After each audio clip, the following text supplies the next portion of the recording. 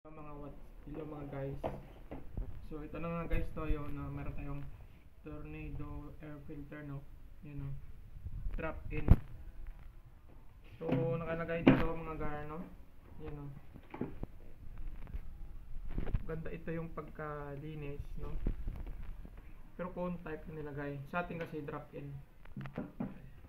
So meron dito na sulat na nag-gain daw ng almost 5 horsepower, no. Yung kanyang ito sa dyno, no. Ayan, no. So ngayon check natin mga gar kung gaano ba kaganda yung filter nito sa mga alikabok, no. So meron tayo ngayon dito gar na pulbo. Ayan. Tapos try natin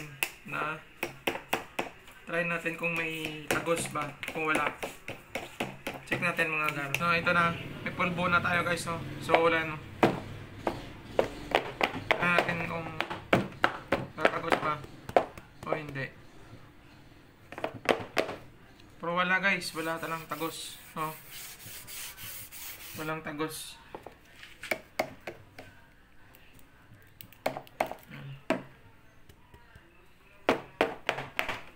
Dito guys.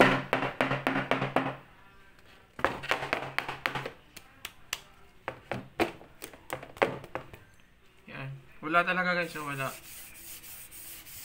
Wala siyang pulbo na pumapasok, no.